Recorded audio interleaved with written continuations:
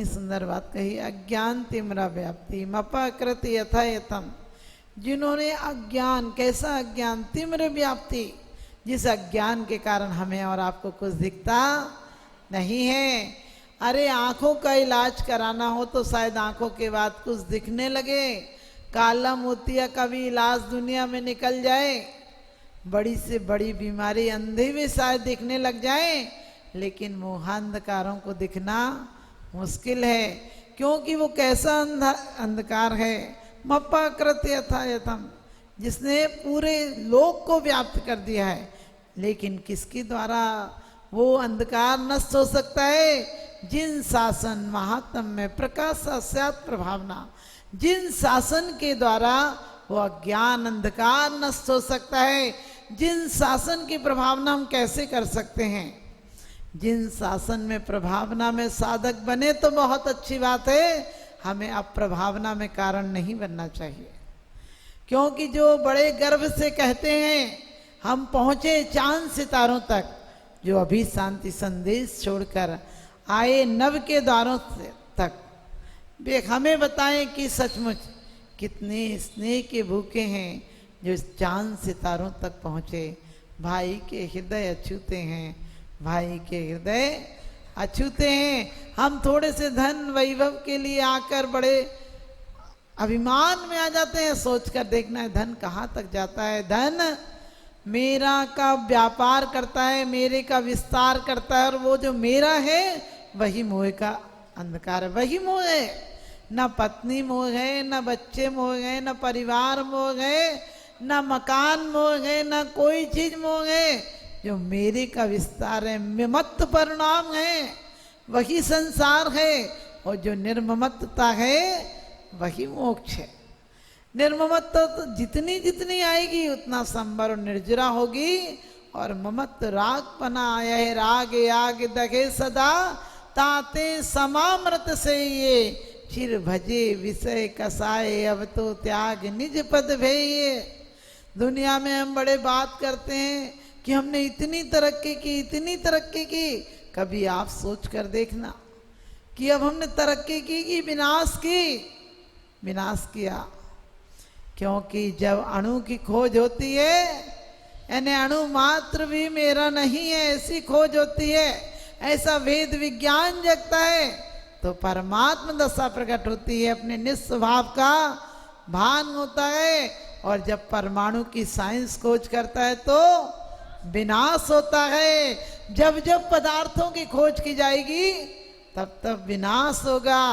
क्योंकि यूं तो रूस, चीन, जापान, सरस कोई भी आगे बढ़ जाए, जब तक सद्ज्ञान नहीं होगा सब फीके पड़ते जाएंगे और ये भौतिकता के सुख साधन नरकों को गढ़ते जाएंगे। ये भौतिकता के सुख साधन नरकों को गढ़ते जाएंगे। लोग कहते हैं अब तो माता जी बहुत अच्छा साधन है, किसी से भी बात कर लो। मैंने कही अपने आप से बात करने की आदत दूर हो गई है। जितना जितना आविष्कार बढ़ा है उतने उतने हम अपने से दूर जाने के आयाम हमने प्रकट किए हैं। हम सोचते हैं हमने बहुत विकास किया, बात कर लेते हैं, लेकिन बिना बात करे एक दिन नहीं रह पाते हो। कभी अपने आप से बात किया करो। और अपने आप से जो बात करने लगता है, कहे तुम सुंदर सर्वांग सत्व समरत नहीं कोई, भूषण वसन गदादि ग्रहण काहे को होई। कहते हैं भगवान तुम्हें अब कोई शत्रु नहीं है, इसलिए तुम्हारे पास अस्त्र और शस्त्रों की जरूरत नहीं है। और तुम सुंदर सर्वांग सत्व समरत नहीं कोई, अब तुम्हारे पास कौन शत्रु आएगा? तुम छत्री थे, इसलिए तुम शत्रुओं को भगाना जानते थे। घर में रहे तो बाहर के शत्रु भगाते थे, और जब मोक्ष मार्ग प्रशस्त किया तो अंतरंग के शत्रु भगा दिए। वास्तव में उन्हीं शत्रुओं को भगाना है। इसलिए कहा है तुम सुंदर सर्वांग। भगवान आप अंग अंग आपका वीतरागता का प्रभावना में कारण बनता है। आपको अंग अंग को दर्शन करने से हमें सम्यक दर्शन होता है। आपके अंग अंग का हम जब अवलोकन करते हैं तो निज स्वभाव की प्राप्त होती है। अणु मात्र भी मेरा नहीं ऐसा परिचय होता है। और संसार जब जब अणु की खोज करेगा तब तक विनाश करेगा। आज एटम बम और हाइड्रोजन बम, ना जाने अब तो जैक माने भगवान जाने कौन कौन सी मिसाइलें चल गई जो हजारों किलोमीटर तक कर सकते हैं। सोचना ये विनाश है कि विकास है?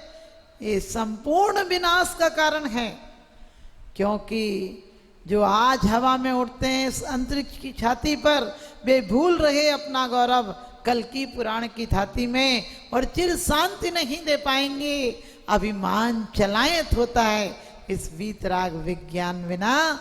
विज्ञान आज का धोखा है, इस वीतराग विज्ञान बिना विज्ञान आज का धोखा है। हमारे आचार्यों को, हमारे मुनियों को साधना के माध्यम से, साधनों के माध्यम से नहीं, हम साधनों को नहीं पूछते हैं, हम साधना को पूछते हैं। हम कोरे पांव के नहीं, हम आचरण के पुजारी हैं। हम कोरे साधनों के नहीं, हम तो साधना के पुजारी हैं। किसी और से पूछो भौतिकता की जिंदगी, हम तो आध्यात्मिकता के पुजारी हैं।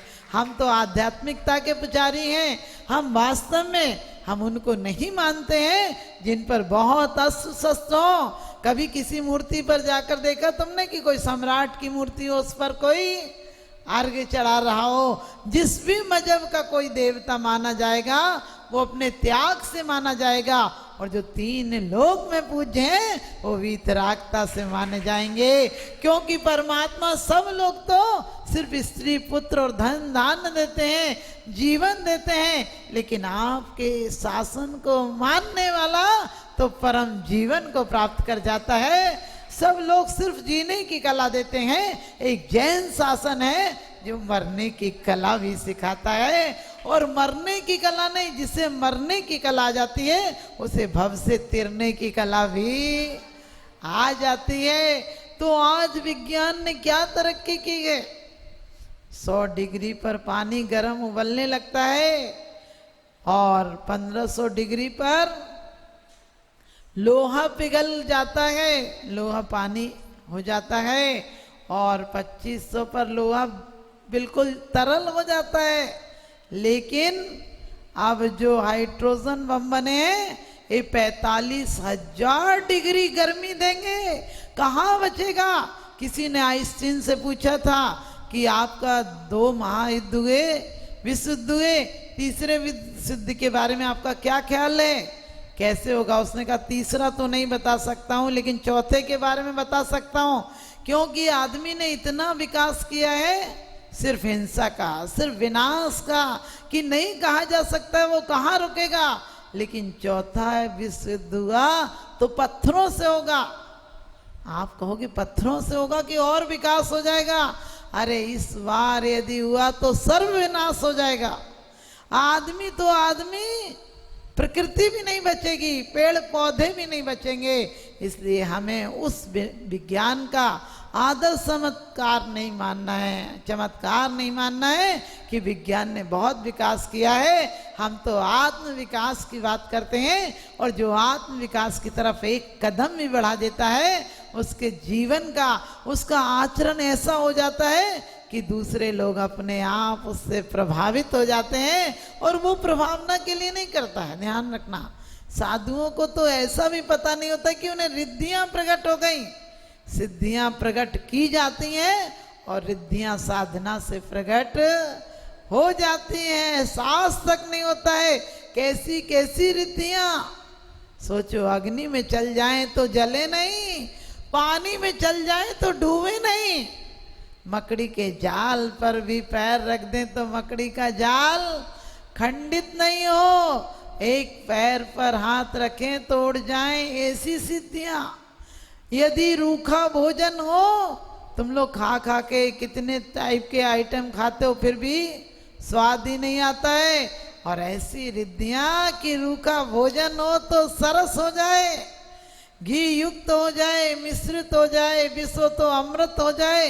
ना जाने कितनी कितनी, एक नहीं 64, और 64 के अलावा भी ऐसी सी रिद्धियां प्रकट हो जाती हैं। किसी को देख ले तो बीमारी ठीक हो जाए, उनको छूकर हवा गुजर जाए, उनके शरीर का स्पर्श करके भी वायु गुजर जाए। अभी तो यहाँ पर कोई बोले तो जहर उगल जाए, आदमी को कोरोना हो जाए, इसलिए मास्क लगाओ। लेकिन वहां तो श्वास भी निकल जाए, हवा भी छूकर उनकी श्वास को भी, उनके शरीर को, उनके पसीने को तो निरोगी हो जाए आदमी। सोचो वो साधना प्रकट करनी है हमें, इन दवाइयों पर और साधनों पर नहीं। कितनी भी तबीयत खराब हो, ध्यान रखना, सोचना है देह आश्रित है, देह तो खिलाओगे पिलाओगे तब भी एक दिन तो क्या परिणाम देगी, मिट्टी का परिणाम देगी। आज हम लोग कहते हैं, सब कहते हैं शांति के उपाय हैं, सब कहते हैं देश रक्षा की बात है। अरे आत्मरक्षा कर लो तो देश रक्षा अपने आप हो जाएगी। आप आकाश को देर तक देखते हैं तो आपको परिणामों में थोड़ी सी शांति सी मिलती है, फूल को देखते हैं तो उसका एहसास होता है, यदि किसी से मिलते हैं तो आपको इसकी स्मृतियां रहती हैं। अरे अगरबत्ती भी जलती है तो थोड़ी देर तो खुशबू फिर भी रहती है। आदमी कैसा है, जीता है फिर भी खुशबू नहीं छोड़ जाता है, बदबू छोड़ जाता है। हिंसा, द्वेष, कलेश, अहंकार में आदमी किसी को गिनता नहीं। ध्यान रखना। अरे किस जात पात को लोगों ने हमसे कहा माता जी जैन होंगे वो मोक्ष जाएंगे, मैंने कही नहीं, जो मोक्ष जाएंगे वो जैन हो जाएंगे। हमारा जैन शासन एक इतना विशाल है कि किसी व्यक्ति विशेष को नहीं, शक्ति विशेष की आराधना को महत्व देता है। जो भी अज्ञान को नष्ट करेगा, जो भी मिथ्यात्व को नष्ट करेगा, मोहिन संवृतम ज्ञानम स्वभावम लपते नहीं, मत्तापमान पदार्था नाम यथा मदन कोद्रवई। कह दिया कि जैसे कोदो खा लेने वाला है, शराब पीने वाले को समझ में नहीं आता है किसको क्या बोल रहा है। एक पति आया और पत्नी रोज शराब पी कर आता था, पत्नी ने डांटा कि अब शराब पी के आया तो ठीक नहीं, बोला नहीं कल से पी के नहीं आऊंगा। और दूसरे दिन वो तो आदत पड़ी थी तो पी के आया, बोला आज बोलना नहीं, मैं गीता का पाठ कर रहा हूं। थोड़ी देर बाद पत्नी आई तो बोली कहाँ है गीता, बोले देख नहीं रही है, पाठ कर रहा हूं गीता का। तो पत्नी बोली ध्यान से देखो, गीता नहीं है, सूटकेस लेके पड़े हो तुम, बंद सूटकेस लेके पड़ा हुआ था, सोच रहा था गीता का पाठ कर रहा है। ऐसे ही हमारी हालत है, हम शास्त्रों के पेजों को पलट लेते हैं और सोचते हैं ज्ञान हो गया। यदि उपयोग नहीं कर पाए ज्ञान वृथा ही जाएगा, और लाद पुस्तकें गदा पीठ पर क्या ज्ञानी कहलाएगा। अरे प्रभावना के लिए तो एक अक्षर भी नहीं आता हो, पढ़ना भी नहीं आता हो, जिन शासन पर तुम्हारी समीचीन श्रद्धा हो। हम लोग रोज पढ़ते हैं, फैले प्रेम परस्पर जग में, मोह दूर ही रहा करे, अप्रिय कटुक कठोर शब्द नहीं कोई मुख से कहा करे। दो लाइन उतर जाए, फैले प्रेम परस्पर जग में। आज ओंठ मुस्कुरा देते हैं, दिल जल जाता है किसी को देखकर। तुम्हारे हाथ आशीर्वाद दे देते हैं, दिल से ज्वालामुखी फूट जाता है कि इसके घर में ऐसा क्यों हो गया। ऐसी परिणति जब तक रहेगी, अपने आप को देखना कि दूसरे की उन्नति देखकर हमें ये लगता है कि नहीं सबकी उन्नति हो जाए। आज इतने अरब व्यक्तियों के दिलों से धुआं निकलेगा, बद्दुआएं निकलेंगी, कसायों की वातावरण में लोग जिएंगे, अशांति में जिएंगे, तो दुनिया में कितनी भी शांति के आयाम किए जाएं, शांति नहीं होगी।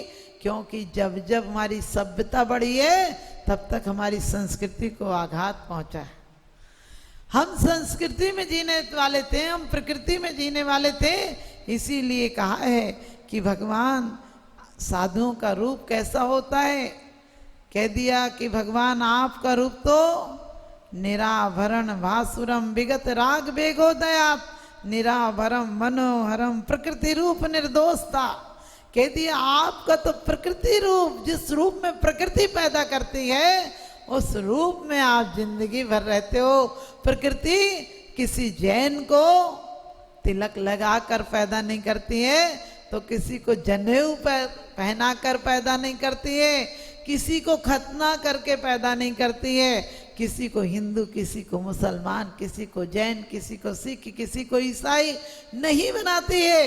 प्रकृति तो इंसान की तरह है, प्रकृति तो परमात्मा की तरह है। प्रकृति तो दिगंबर मुनि की तरह पैदा करती है सबको, लेकिन इंसान है कि उसे विकृति में कर देता है। कोई आयुध कोई शस्त्र अस्त्र लेकर पैदा नहीं होते। लोग कहते हैं माता जी हमारी राशि देखो। हमने की राशि से क्या होगा? अरे राम और रावण की राशि तो एक ही थी, महावीर और मारीच की राशि एक थी, कृष्ण और कंस की राशि एक थी।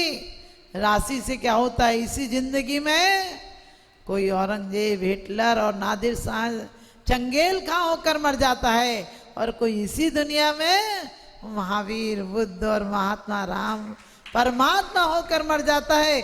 हम क्या होने के लिए पैदा हुए हैं ये हमें लक्ष्य याद रखना चाहिए। एक व्यक्ति आया संत के पास और कहने लगा मेरे पास बहुत धन है, आप चाहें जो काम करवा दूंगा, मेरे समान अमीर आदमी कोई नहीं है, और मेरे पास इतना है कि मैं चाहता हूँ कुछ दे दूँ। उन्होंने कि तुम तो दिखते ही नहीं हो। उन्होंने कि दिखता नहीं तो क्या होगा, बहुत धन है। उन्होंने कहा तुम्हारा होगा धन, तुम दिखते तो नहीं हो। नानक के पास आया था वो व्यक्ति, तो नानक ने कहा बहुत अभिमान में था, मैंने इतने मकान इतनी दुकानें इतनी फैक्ट्री इतना पैसा इतना सोना, वो मैं करता ही रहा। और ध्यान रखना ज़्यादा मैं मत करना। मैं बकरा करे और गला कटाता जाए, और तू ही मैं ना करे बैठी मेवा खाए। मैं करोगे तो बकरे की तरह गला कट जाएगा, और तू ही करोगे तो बैठे बैठे मेवा खाओगे। घर में झगड़ा किस बात का है? हर विवाद का हल हो सकता स्यादवाद के द्वारा। हमारे जिन शासन में यदि आचरण भी दृष्टि देता है तो हमारे विचारों में स्यादवाद आ जाए, हमारे व्यवहार में अनेकांत आ जाए, तो हमारे जीवन में स्यादवाद आ जाए, फिर झगड़ा किस बात का है? झगड़ा मैं का तो है। सास कहती है मेरा घर, बहू कहती है मेरा घर। ये सोच ले कि माँ जी घर तो आपका ही है, मैं तो बाद में आई हूँ। हर आदमी सोचता चाबियां मेरे पास आ जाएं। अरे क्यों नहीं सोचते हो कि चाबियां उसी के पास रहने दो, तो थोड़ा बहुत और कंजूसी से जोड़ के तुम्हें छोड़ जाएगी।